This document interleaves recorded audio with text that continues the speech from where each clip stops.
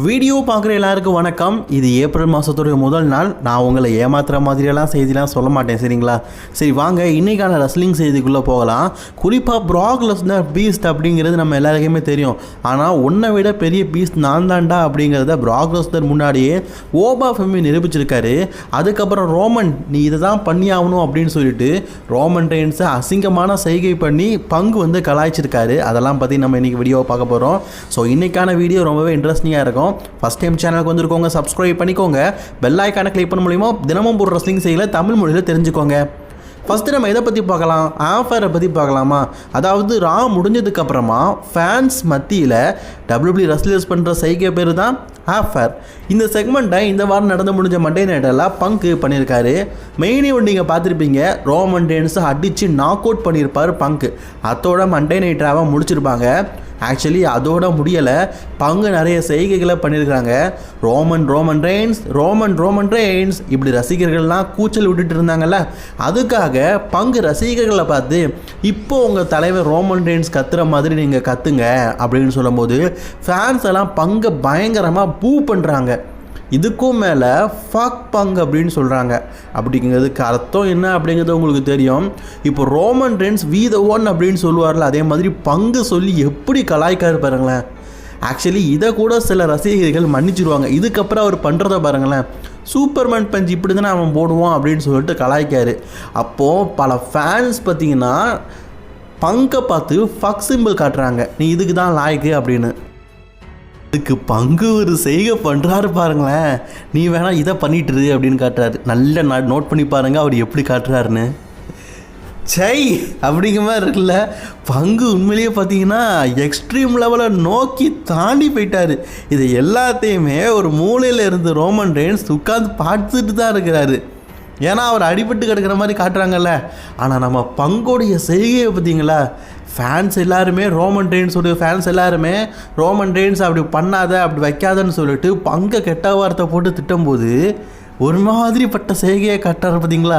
உண்மையிலேயே பங்கு கிட்ட நான் ஆல்ரெடி சொன்னது தான், பங்கு கிட்ட ரெஸ்லிங் ஸ்கில்லை காட்டிலும் வாய் திறமை அண்ட் மை ஸ்கில் அதை காட்டிலும் பார்த்தீங்கன்னா அந்த நேரத்தில் பிஹேவியர் பண்ணுறது அப்படிங்கிறது ரொம்ப அதிகமாகவே உண்டு. அந்த கேரக்டரை தான் பார்த்தீங்கன்னா இப்போ வெளிப்படுத்திருக்காரு. அதுவும் ஃபேன்ஸ் ரோமன் ரெயின்ஸுக்காக சப்போர்ட் பண்ணாங்கன்னு சொல்லி என்னெல்லாம் பண்ணுறாரு பார்த்தீங்களா. அண்ட் ஷோ முடிஞ்சதுக்கப்புறமா ரோமன் ரெயின்ஸுக்கு பயங்கரம் அடிபட்டதில்ல, அதனால் ஒரு சேரில் உட்கார வச்சு ரோமன் ரெயின்ஸை ரெஸ்ட் எடுக்க விட்டு அதுக்கப்புறமா தான் பார்த்தீங்கன்னா இந்த இடத்த விட்டு கூட்டிகிட்டு போயிருக்காங்க. அந்த வீடியோவும் ரிலீஸ் ஆகிருக்குது. சரி ரோமன் ரெயின்ஸ் ஆச்சு ஓகே, அடிபட்டு இருக்குது அதனால் உட்காந்துட்டு போகிறாரு ஓகே. ஆனால் பங்கு உண்மையிலேயே பார்த்தீங்கன்னா அவருடைய எக்ஸ்ட்ரீம் லெவலில் தாண்டிட்டாரு அப்படிங்கிறது தான் என்னோட கருத்து. அதுலேயும் சூப்பர்மேன் பஞ்சு அதை காட்டிலும் ரோமன் ரெயின்ஸ் நடக்கிறது அதாச்சும் விட்டுடலாம். அந்த மற்றொரு சிம்பிள் காட்டியிருப்பார்ல, இதெல்லாம் உண்மையிலேயே டூ மச் தான். அதுவும் அவருடைய கை எங்கே குலுங்குது பாருங்களேன். இதுக்கு பேர் தான் குலுங்கலோ. பங்கோடைய இந்த பிஹேவியரை பற்றி உங்களோட கருத்துக்களை கமெண்ட் பண்ணிக்கோங்க. இப்போ இந்தியாவில் WWE ஷோ நடந்து பங்கு இந்த மாதிரி ரசிகர்களை பார்த்து நீ இதுக்கு தான் லாய்க்குன்னு சொன்னால் நீங்கள் என்ன பண்ணுவீங்க? ப்ராக் லெஸ்னர் இந்த வாரம் நடந்து முடிஞ்ச மண்டே நைட்டால் பார்த்தீங்கன்னா சண்டை போடுறதுக்கு ஏதுவாகவே தன்னுடைய காஸ்டியூமை போட்டுட்டு வந்திருப்பார். ஸோ ப்ராக் லெஸ்னர் முன்னாடி ஓபா ஃபெமி தாம் பீஸ்ட் அப்படிங்கிறத நிரூபிக்கிறதுக்காக செக்யூரிட்டி கார்டு எல்லாத்தையுமே பார்த்தீங்கன்னா பொழந்து எடுத்து அடிச்சிருப்பார். ஆக்சுவலி ப்ராக் லெஸ்னரும் பல ரெஸ்லர்ஸை அட்டாக் பண்ணியிருப்பார். ஆக்சுவலி செக்யூரிட்டி கார்டு மாதிரி இருந்த எல்லாருமே WWE ஃபியூச்சர் ரெஸ்லர்ஸ் தான். ட்ரைனிங் எடுக்கவங்களாம் வந்துட்டு போயிட்டு ட்ரிபிள் ஏஜ் பார்த்தீங்கன்னா செக்யூரிட்டி மாதிரி காட்டுறாரு. இப்போ ஓபா ஃபெமி ப்ராக் லெஸ்னர் முன்னாடி தான் பெரிய பீஸ்ட்டு தான், அதாவது நீ பீஸ்ட்டுனா நான் பிளாக் பீஸ்ட்டு தான் அப்படிங்கிறத காட்டுறதுக்காக ஒரு விஷயத்தை பண்ணியிருப்பார். அதாவது செக்யூரிட்டி கார்டை அட்டாக் பண்ணது. ஆக்சுவலி அந்த வீடியோவை நம்ம ஒழுங்காக பார்க்காம விட்டுட்டோம். பார்க்கும்போது தான் தெரியுது உண்மையிலேயே ஓபா ஃபெமி பார்த்தீங்கன்னா ப்ராக் லெஸ்னருக்கு இணையாக ஒரு செய்கையை பண்ணியிருக்காரு. அதாவது ஓபா ஃபெமியை தடுக்கிறதுக்காக இந்த செக்யூரிட்டி கார்டெல்லாம் வருவாங்கல்ல, அப்போது ஓபா ஃபெமி அந்த செக்யூரிட்டி கார்டுக்கு எப்படி தூக்கி எறிகிறாரு பாருங்க. ஆக்சுவலி அவர் ரொம்ப நீளம்லாம் இல்லை, நார்மலாக தான் இருக்கார். அவரையே ஓபா ஃபெமி காற்றுல பறக்க விடுறாரு. ஆக்சுவலி வீடியோவில் பார்க்குற நமக்கே எப்படி இருக்குன்னா, அந்த லைவ் ஷோவில் ஓபா ஃபெமியோடைய இந்த பர்ஃபார்மன்ஸை பார்த்து ரசிகர்கள் எந்த அளவுக்கு இம்ப்ரெஸ் ஆகிடுவாங்க நீங்களே யோசிச்சு பாருங்களேன். நான் மறுபடியும் போட்டு காட்டுறேன், நல்லா நோட் பண்ணி பாருங்கள். அப்படியே தூக்கி தூக்கி எறிகிறாரு, அப்படியே அவர் காற்றுலேயே பறக்கிறாரு. அந்த அளவுக்கு தான் ஒரு பீஸ்ட் அப்படிங்கிறத நிரூபிக்கிறதுக்காக, அதாவது பிராக் லெஸ்னர் முன்னாடி தானும் வந்து எந்த வகையிலையும் குறைஞ்சவன் இல்லை அப்படிங்கிறத நிரூபிக்கிறதுக்காக ஓபா ஃபெமி இந்த மாதிரி பண்ணதை உண்மையிலேயே பல பேர் மிரண்டு போயிட்டாங்க. Actually guys, Oba Femi versus Brock Lesnar match வந்து ஒரு பெரிய லெவல் ஹைப்பாக இருக்குது. ஓபா ஃபெமி இப்போ தான் டபிள்யூக்கு வந்திருந்தாலும் அவர் வந்த சில நாட்களிலேயே ரசிகர்களுடைய மனசை கவர்ந்துட்டாரு. இந்த மேட்ச்சில் மட்டும் வின் பண்ணிட்டாரு. பிராக் லெஸ்னர் இல்லாத குறைய ஓபா ஃபெமி தீர்த்துருவார் போல இருக்குதே.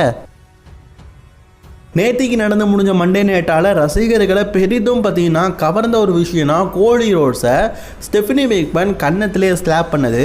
ஆக்சுவலி கைஸ், ரெசல்மனியாக்கான நாட்கள் இன்னும் கொஞ்ச நாள் தான் இருக்குது. எந்த அளவுக்கு டிக்கெட் வைக்கணுமோ அந்த அளவுக்கு டபிள்யூபிள்யூ டிக்கெட் எடுக்கணும். அதனால தான் பார்த்தீங்கன்னா பல லெஜெண்டரி ரெஸ்லர்ஸை இப்போதைக்கு டபிள்யூபிள்யூ பார்த்தீங்கன்னா ராஸ் மேட்டர்னு கூப்பிட்டு வராங்க. அதுலேயும் குறிப்பாக ஸ்டெஃபனி மேக்மேன் பார்த்தீங்கன்னா கோடி ரோட்ஸ்க்கு ஃபேவரட்டான ஆள். அவங்களே கோடி ரோட்ஸோடைய கன்னத்தில் ஒரு அறை விடும்போது ஸ்டோரி லைன் எங்கேயோ போயிடும். அது மட்டும் இல்லாமல் ஸ்டெஃபனி மேக்மேன் இப்போ ஃபேவரட்டாக ராண்டி ஆட்டன் பக்கம் வந்திருக்கிறாங்க. ராண்டி ஆட்டன் இதுக்கு முன்னாடி வந்து எப்படிப்பட்டோன்னு தெரியாது, ஆனால் இப்போவே ரொம்ப அக்ரெசிவாக இருக்கான். வாங்கிட்டு இருக்கிற சாம்பியன்ஷிப்பை வாங்காமல் போக மாட்டான் அப்படின்னு சொன்ன விஷயம்லாம் பார்த்தீங்கன்னா உண்மையிலேயே பார்க்கறதுக்கு டாப் நாச்சாக இருந்தது. காய்ஸ், ரெசல்மேனியாவில் கோடி ரோட்ஸ் வெர்சஸ் ராண்டி ஆட்டனுக்கான மேட்சை டபிள்யூபிள்யூ பார்த்தீங்கன்னா உண்மையிலேயே அடுத்த கட்டத்துக்கு கொண்டு போயிட்டாங்கன்னே சொல்லலாம். அதுக்கப்புறமா டபிள்யூபிள்யூ பார்த்தீங்கன்னா இப்போ அஃபிஷியலி ரெசல்மேனியாக்காக 12 மேட்சஸை கன்ஃபார்ம் பண்ணிட்டாங்க. எஸ், டே 1 டே 2ன்னு சொல்லிட்டு 12 மேட்ச் கன்ஃபார்ம் பண்ணிட்டாங்க. இதை தவிர்த்து நிறைய மேட்சஸ் கன்ஃபார்ம் பண்ண போகிறாங்க. அந்த 12 மேட்சஸ் எதெல்லாம் அப்படிங்கிறத பற்றி பார்க்கலாம். டபிள்யூபிள்யூ பார்த்தீங்கன்னா ப்ளூ கலரில் கோட்டிங் பண்ணியிருக்கிறதெல்லாம் டே 2ல் நடக்கிற மேட்சஸ். சரிங்களா, டே 2ல் எதெல்லாம் நடக்குதுன்னு பார்த்தீங்கன்னா Dragon Lee, Rusev, JD McDonagh, Penta versus Je'Von இவன்ஸுக்குள்ள டபிள்யூபிள்யூ பார்த்தீங்கன்னா ஒரு ஃபேட்டோல் 4-வே இன்டர் கான்டினென்டல் சாம்பியன்ஷிப் மேட்சை கன்ஃபார்ம் பண்ணிக்கிறாங்க. இது நேற்று தான் கன்ஃபார்ம் பண்ணாங்க. இது ஒரு லேடர் மேட்ச். அதுக்கப்புறமா சாமி ஜெயினுக்கும் ட்ரிக் வில்லியம்ஸுக்கும் யுனைடெட் சாம்பியன்ஷிப் மேட்சை கன்ஃபார்ம் பண்ணிக்கிறாங்க. இப்போ நான் சொன்ன 2 மேட்ச்லேயுமே அடிஷ்னலாக ஒரு சில பேர் வந்து ஆட் ஆக வாய்ப்பு இருக்குது அப்படிங்கிற மாதிரி சொல்லப்பட்டிருக்குது. அதுக்கப்புறமா beast and corner Brock Lesnar versus Oba ஃபெமிக்கு இடையிலான beast versus beast match. WWE பார்த்தீங்கன்னா டே 1க்கு வேறு கிராஃபிக்ஸும் டே 2க்கு வேறு கிராஃபிக்ஸ் தான் யூஸ் பண்ணியிருக்கிறாங்க. அதனால தான் ப்ளூ கலரில் நடக்கிறது டே 1 அப்படின்னு நான் சொல்கிறேன். சரிங்களா, அதுக்கப்புறமா ஃபின் பேலர் வெர்சஸ் டாமினிக் மிஸ்டீரியோக்கு இடையிலான ஒரு சிங்கிள்ஸ் மேட்சை டபிள்யூபிள்யூ கன்ஃபார்ம் பண்ணியிருக்கிறாங்க. இப்போதைக்கு இது ஒரு singles match. Maybe Dominic Mysterio கிட்ட இருக்கிற ட்ரிபிள் ஏ சாம்பியன்ஷிப்போ அல்லது டீமன் பேலர் வர மாதிரியும் இந்த மேட்ச்சில் கன்ஃபார்ம் பண்ண வாய்ப்பு இருக்குது. அதுக்கப்புறமா ஒரு ஃபேட்டல் 4-வே for the women's tag team championship match. இதில் totally 4 women's tag team division இருக்கிறாங்க. ரெசல்மேனியாவில் சாம்பியன்ஷிப்புக்காக மட்டுமே விளையாடுற ஷார்லட் ஃப்ளேர் இதில் இருக்கிறாங்க அப்படிங்கிறது ஒரு குறிப்பிடத்தகுந்த விஷயம். அடுத்தது குந்தர் வெர்சஸ் செத்ரோன்ஸுக்கு இடையிலான ஒரு சிங்கிள்ஸ் மேட்சை டபிள்யூபிள்யூ இது கன்ஃபார்ம் பண்ணியிருக்கிறாங்க. இதை இன்றைக்கி நடந்து முடிஞ்ச மண்டே நைட்டால் தான் டபிள்யூபிள்யூ பார்த்தீங்கன்னா அஃபிஷியலி கன்ஃபார்ம் பண்ணியிருக்கிறாங்க. இதை தவிர்த்து இதுக்கப்புறமா இதுக்குள்ளே எப்படி ஸ்டோரி லைனை கொண்டு போகிறாங்க அப்படிங்கிறத வெயிட் பண்ணி பார்க்கலாம். அதுக்கப்புறமா ஜேக்கப் ஃபேச்சு வெர்சஸ் ட்ரூ மாக்லின் டயருக்கு இடையிலான ஒரு அன்சங்ஷன் மேட்ச். ஸோ எந்த பொருளை எடுத்து எப்படி வேணாலும் எந்த எல்லைக்கு போனாலும் இந்த மேட்ச்சில் சண்டை போடலாம். அதுதான் இந்த மேட்சோடைய ஸ்டிபுலேஷனு. ஸோ இதுவும் ரசிகர்கள் மத்தியில் ஒரு பெரிய இன்ட்ரெஸ்ட் இருக்குது. அதுக்கு அடுத்தபடியாக ரோமன் ரெயின்ஸ் வெர்சஸ் சிஎம் பாங்குக்கான டே 2 main event. Actually guys, blue colour அப்படிங்கிறது டே 2ங்க. அந்த ஆரஞ்சு கலர் லோகோ இருக்குல்ல, அது டே 1. நான் சொல்லுறதுல கொஞ்சம் மாற்றி சொல்லிட்டேன். சரிங்களா, ஸோ இது டே 2 மெயின் ஈவெண்ட்டாக நடக்க போகுது. அண்ட் டே 1 மெயின் ஈவெண்ட்டாக அமெரிக்கன் நைட்மேர் கோடி ரோட்ஸுக்கும் ராண்டி ஆட்டனுக்கும் இடையிலான ஒரு சிங்கிள்ஸ் மேட்ச். இது வந்து டபிள்யூபிள்யூ சாம்பியன்ஷிப் மேட்ச். இது பார்த்தீங்கன்னா டே 1 மெயின் ஈவெண்ட்டாக நடக்க போகுது. அண்ட் டே 1ல் அன்னதர் மேட்ச் உமன்ஸுக்கான intercontinental championship match Becky லிஞ்சுக்கும் ஏஜே லீக்கும் நடக்க போகுது. இந்த மேட்ச்சை நம்ம ஆல்ரெடி நிறைய தடவை பார்த்துட்டோம். பட் இருந்தாலும் டபிள்யூபிள்யூ பார்த்தீங்கன்னா மீண்டும் இந்த மேட்சை ஒரு தடவை கன்ஃபார்ம் பண்ணியிருக்கிறாங்க. அதுக்கப்புறமா உமன்ஸுக்கான சாம்பியன்ஷிப் மேட்ச். இது உமன் டிவிஷனில் பார்த்தீங்கன்னா ரியா ரிப்ளையும் ஜேட் கார்களும் மோதுறாங்க. ரசிகர்கள் மத்தியில் இந்த மேட்ச் மேலேயும் ஒரு பெரிய எதிர்பார்ப்பு இருக்க தான் செய்யுது. அதுக்கப்புறமாக பார்த்தீங்கன்னா உமன்ஸ் வேர்ல்டு சாம்பியன்ஷிப் மேட்ச். இது டே 1 மெயின் ஈவெண்ட் நடக்க போகுது. கிராஃபிக்ஸை பார்த்தாலே தெரியுது. ஸ்டெஃபனி வார்க்கரும் லிவ் மார்கனும் தான் பார்த்தீங்கன்னா இந்த மேட்சுக்காக மோத போகிறாங்க. இதை அஃபிஷியலி டபிள்யூபிள்யூ கன்ஃபார்ம் பண்ணிக்கிறாங்க. இப்போ சொன்ன மேட்சஸ்லாம் டபிள்யூடபிள்யூஏ அஃபிஷியலி பார்த்தீங்கன்னா ரெசல்மேனியாவில் நடக்கிற மேட்சஸ் அப்படிங்கிறத சொல்லியிருக்கிறாங்க. Totally 12 matches. இதை தவிர்த்து இன்னும் ஒரு சில மேட்சஸ் நடக்க வாய்ப்புகள் அதிகமாக இருக்குது. நேற்று நடந்து முடிஞ்ச மண்டே நைட்டால் ஃபிஷன் டீம் வந்து நியூ WWE டாக் டீம் சாம்பியன்ஷிப்பை வின் பண்ணியிருக்கிறாங்க. ஆக்சுவலி இப்போ அந்த டாக் டீம் சாம்பியன்ஷிப் யார் பக்கம் பேருக்குதுன்னு கேட்டிங்கன்னா உலகநாதன் லோகன் பால்கிட்ட யுனைடெட் சாம்பியன்ஷிப்புக்கு அப்புறமா WWE வின் பண்ண செகண்டரி டைட்டில். இப்போ இந்த டாக் டீம் சாம்பியன்ஷிப்பை வச்சுக்கிட்டு உலகம் முழுக்க பார்த்தீங்கன்னா ரவுண்ட்ஸ் அடிக்க போகிறாராம். ஸோ பொதுவாகவே பார்த்தீங்கன்னா லோகன் பால்கிட்ட ஒரு சாம்பியன்ஷிப் இருந்தால் உலகம் முழுக்க இருக்கிற எல்லார் மொழியிலையும் காட்டுவார், WWE பெருமைப்படுத்துவார், பிரபலமும் படுத்துவார். இப்போ அவர்கிட்ட WWE டாக் டீம் சாம்பியன்ஷிப் போயிட்டு இதை வச்சுக்கிட்டு என்னென்ன கூத்து பண்ண போகிறான்னு தெரில. உங்களோட கருத்துக்களை கமெண்ட் பண்ணிக்கோங்க. அண்ட் இன்னைக்கான வீடியோவில் தான் பிடிச்சிருந்தா லைக் ஷேர் பண்ணிக்கோங்க. தொடர்ந்து வீடியோ பார்க்கறதுக்கு சேனலை சப்ஸ்கிரைப் பண்ணிக்கோங்க. பை நண்பு.